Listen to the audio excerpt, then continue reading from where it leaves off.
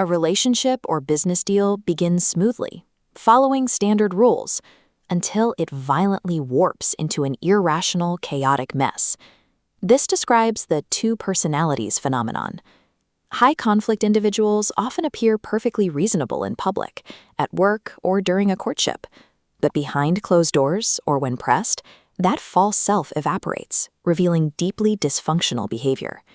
The underlying engines driving these protracted disputes are often cluster B personality disorders, specifically borderline, narcissistic, and antisocial personality disorders.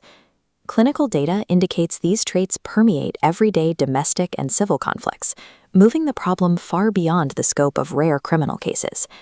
This text from a National Institutes of Health study highlights the scale. Because these disorders overlap, roughly 10% of adults in the U.S. exhibit traits of BPD, NPD, or ASPD. When someone with these traits enter a divorce or a lawsuit, standard procedures break down. They actively reject responsibility, manufacture chaos, and treat compromise as a lethal threat. Applying standard logic here fails because you are projecting a rational operating system onto hardware that is wired differently. To navigate these disputes, we have to map their internal operating systems. We begin with borderline personality disorder. The core emotional engine of BPD is an absolute paralyzing fear of abandonment, whether that abandonment is real or entirely imagined. To understand how this manifests, we will map its core driver alongside its primary cognitive distortion. The primary impairment is splitting. This is severe black and white thinking. Partners are placed on a pedestal at the beginning of a relationship, then violently pushed off and devalued the moment they fail to meet an impossible demand. This behavior traces directly back to biological hardware. The brain's emotional control center overloads, instantly flooding the entire system with panic. This section details how the amygdala, the region controlling emotional intensity, is significantly more active in BPD patients. It overrides logical reasoning, producing sharp, explosive emotional states.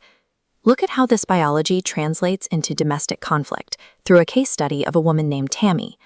When things went poorly for her, Tammy's mood swings were severe. She frequently yelled at her husband and occasionally threw objects, once hitting him in the head with a heavy can of soup. Despite her own volatile actions and a total lack of patience with their child, she erroneously blamed her husband for all of her problems, completely denying reality.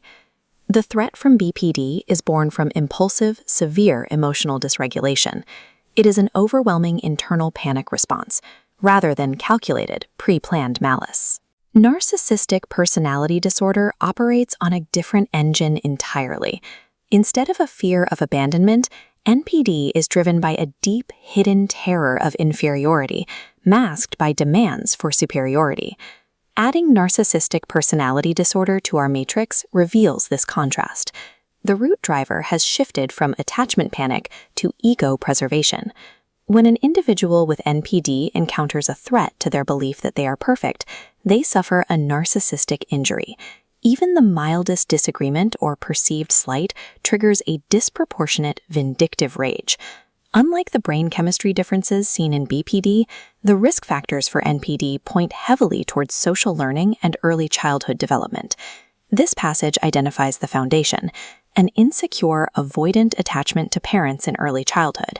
The child copes by developing an aloof superiority, refusing to trust others and failing to learn basic empathy. Modern cultural shifts compound this. Parenting styles that overvalue children and instill a sense of entitlement without requiring effort feed directly into this developmental trap. We see this entitlement weaponized in the case study of Sam. Sam demanded constant admiration without cause. When stressed, he demeaned his wife, isolated her from her supportive family, and eventually escalated to physical abuse to maintain total control. The NPD threat is a relentless crusade to protect an inflated self-image. They will happily destroy collateral relationships to do so, but they still require an audience to manipulate, which separates them from hardwired predators. That brings us to Antisocial Personality Disorder, the most extreme variable in the high-conflict spectrum. Expanding our matrix with this third column isolates ASPD's distinct driver: a pure desire to dominate and exploit others, entirely without remorse. Unlike narcissists who exaggerate to protect a fragile ego, antisocial individuals are active con artists. They do not care what you think of them. They actively enjoy causing pain and breaking rules. The literature points to a stark root cause. The strongest factor for this disorder is genetic. They are hardwired this way from birth. This creates a terrifying paradox. As this section notes, adults with ASPD actually get worse in individual therapy. They con the therapist. They absorb psychological terminology and use it to become even more skilled at shifting blame, claiming victimhood, and manipulating the people around them.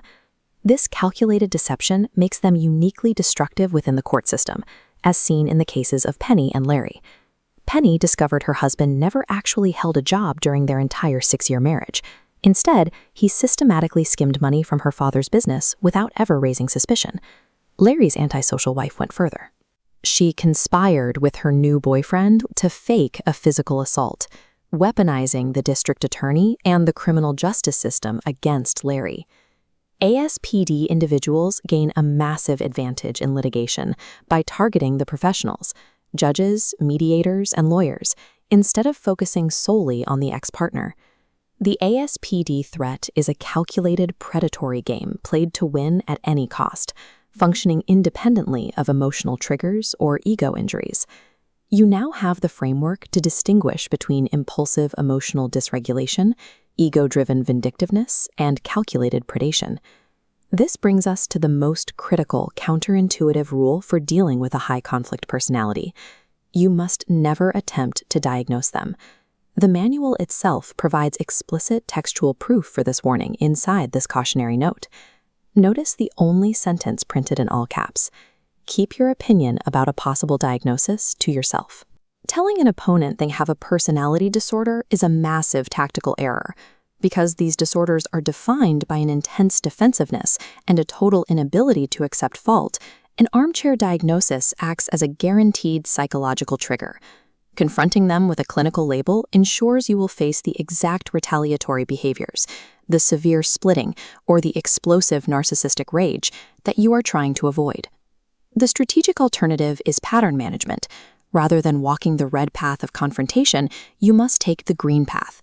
Focus strictly on observing their behavior, documenting the raw data, and quietly adjusting your own boundaries. Furthermore, legal systems do not care about psychiatric theories. Judges rule on documented evidence of extreme behavioral patterns, not an unofficial label you assigned your partner. In a high-conflict dispute, your ultimate objective is never to force clinical validation. It is strategic survival, achieved simply by outmaneuvering their predictable patterns.